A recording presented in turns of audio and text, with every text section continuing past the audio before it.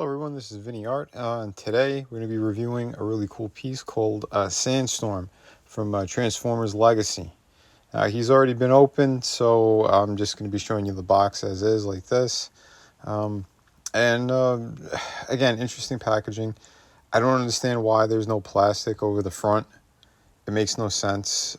People could touch it, open it up, steal pieces. I don't understand this type of packaging. I think it's really stupid, and Hasbro, they're kind of brain dead for doing it. But on the back, you see a bunch of the different images. He is a triple changer, so 40th anniversary. Like I said, pretty cool piece in general. But we'll get into it and some of the pros and cons of the figure. But yeah, I never had the original. But I know Tommy in the Guinea Pig Collective, he has it. So we're going to be showing a little side-by-side kind of comparison thing with this on the stream tonight. So yeah, so here he is out of the box. And again, really cool looking character. I do like what they did here. He's got a lot of kibble and stuff on the back. But again, just like the original figure, pretty much had that as well. He's a triple changer, and one of the forms is a helicopter mode. So it's a little difficult to kind of make that look compact.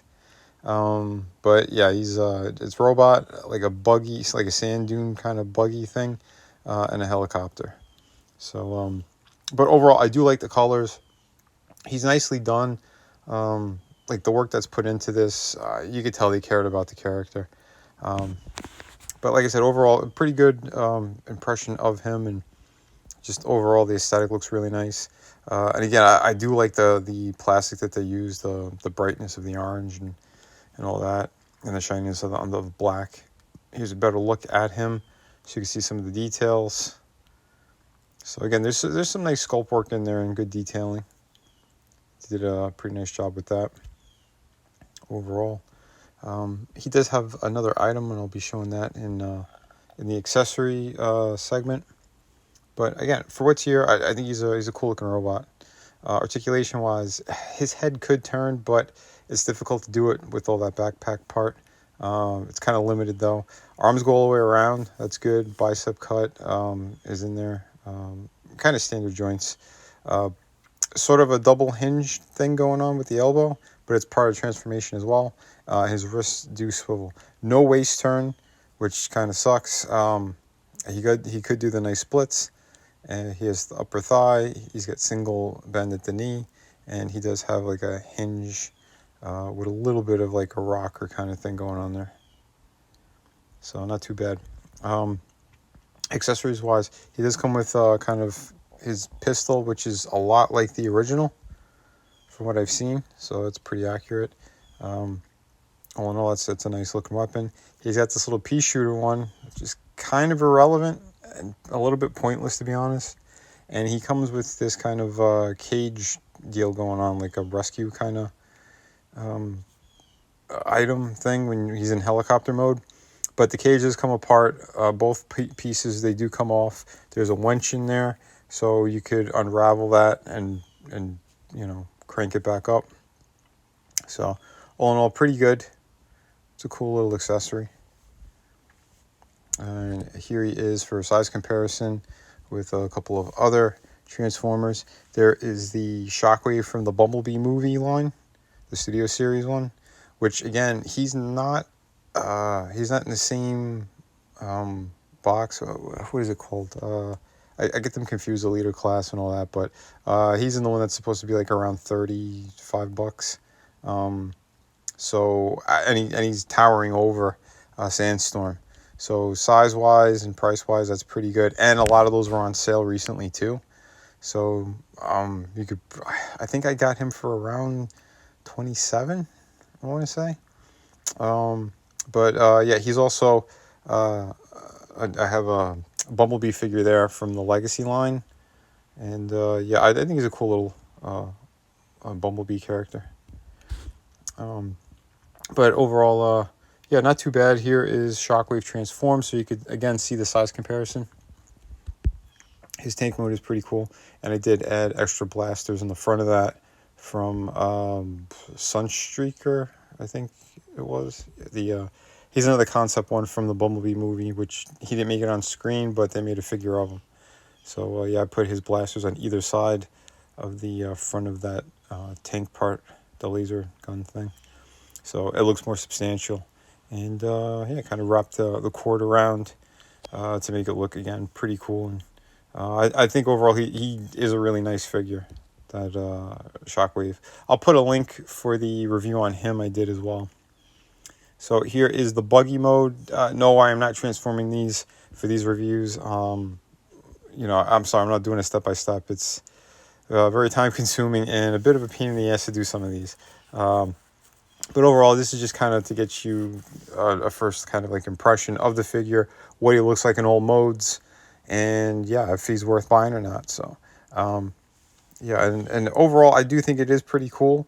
The design work on the back could have been a little bit better, but I do like that you could use all parts of that cage thing. So all of his weapons, all of his accessories, they're on him in this mode, and they look pretty good, and it's all pretty natural looking, and it works. It almost looks like a Dreadnought vehicle from G.I. Joe. I dig it. I think it's pretty cool. A little Mad Max kind of flavor to it. But yeah, again, very true to the original, I think. And yeah, I like that one. So here he is in size comparison. Obviously, it's going to be a lot different since they are different waves, or they're from different cartoons and whatnot. Well, Sandstorm was never in any, but the Bumblebee, that's one of the Bumblebee cartoon ones, more, I think, the CG one. Sorry, I don't remember the name of it, or I don't know the name of it. I never watched it, but I do like that Bumblebee. It's a pretty cool looking design, but almost like a Mini Cooper. And yeah, there is Sandstorm. Wheels work really nice, very smooth. So I think they did a good job. There's the underside of the cage. You could place it under there to kind of, it pegs in, so you could hide some of the transformation. So that's really cool. The top part of the cage slides right on top of like the engine block.